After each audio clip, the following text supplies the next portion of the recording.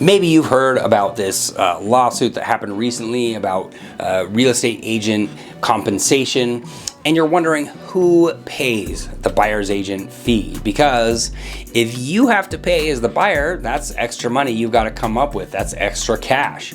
And when purchasing a home, there are a number of fees and expenses that both the buyer and the seller are going to have to pay. So it's good to know from the very start, what are you going to be expected to come out of pocket with to buy a home? One of these fees is the buyer's agent fee. It's a fee that's paid to the real estate agent who represents the interests of the buyer throughout the home buying process. And the question of who pays the buyer's agent fee, it's a really common one among home buyers. And the answer is not always straightforward. I think even with this lawsuit, people are more confused than ever. They're thinking that the buyer always pays the buyer's agent. So in general, the buyer's agent fee is paid by the seller, but not necessarily. It doesn't have to be.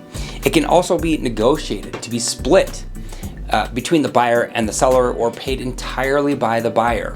So it's a reasonable question because it's confusing. There's no solid answer anymore. So really it just depends. You got to ask your person, how are you going to get paid? And I think having that conversation is a really, really good thing. I think it opens the eyes of people as to what goes in to the process. So traditionally, the seller pays the buyer's agent fee as part of the compensation, and they agree to pay their listing agent. And that means that, for instance, say that they're paying 5.5% of the total sales price of the home.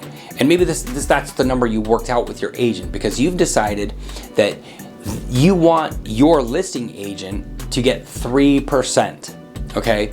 And that leaves 2.5% for the buyer's agent. And maybe you're offering 2.5% to the buyer's agent because, really, let's be honest here, the only reason a seller would offer a buyer's agent compensation is to try to attract offers from people. Because if the buyer has to come up with that extra cash, that makes it this much harder for that buyer to buy your home. And if you get low enough, you might not be getting any offers, because that adds an extra several $1,000s to what any buyer who buys your home will have to pay out of pocket. So what I'm saying is that the commission is not fixed, and it can be negotiated by both parties. And really, that's always been true. That's always been the case. I think a lot of people are uncomfortable negotiating that because they just don't really know. So maybe that's one of the benefits of this lawsuit, is that now people know you are having this conversation is something you need to do. So in certain situations, like a for sale by owner transaction, the seller might choose not to work with the listing agent and instead only pay the buyer's agent fee. So in this case, the buyer's agent would be responsible for finding and showing homes to their client and handling all the negotiations on their behalf. And then the seller would still be responsible for covering the buyer's agent fee. And that's a situation that comes up sometimes, but it's not every time. That's just one of the ways that an agent gets paid. So in some cases, the buyer may choose to negotiate the buyer's agent fee to be split between themselves and the seller.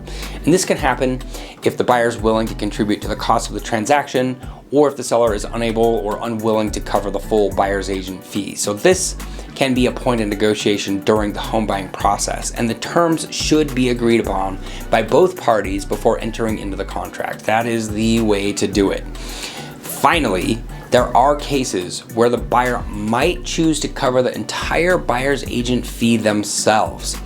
I don't see this one terribly often, but I suppose anything's possible. And this can happen if the buyer is working with a buyer's agent who does not accept commissions from sellers, also known as a fee-for-service agent. And maybe what that looks like is that you're able to make a lower offer, and you're paying your advisor a flat fee that they've set. I don't know.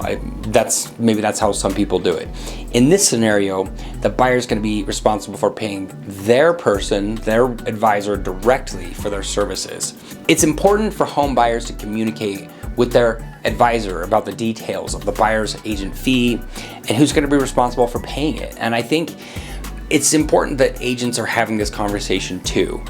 This is outlined in the buyer's agent agreement. I know in some states they had no buyer's agent agreement before this lawsuit. In Utah, we've had this buyer's agent agreement for decades, a long time, and it is always said that if the seller is not offering buyer's agent commission, that the buyer would be responsible for that.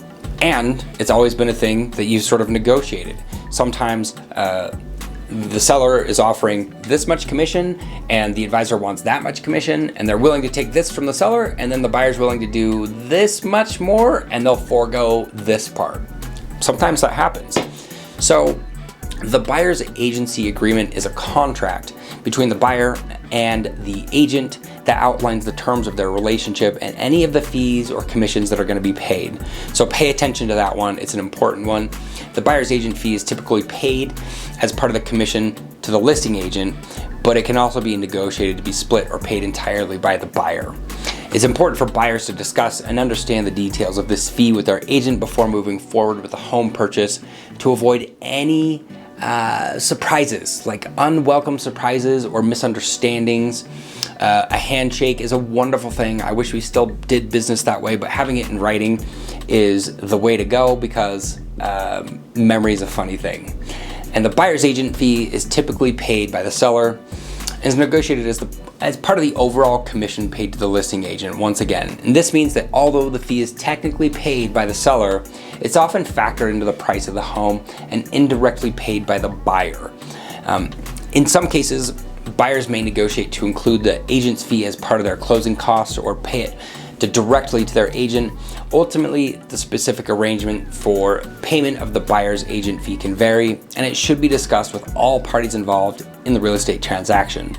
If you have any other questions about how your buyer's agent will be paid, or you're looking to find just the right place, reach out. I would love to walk you through it. Thank you so much for watching.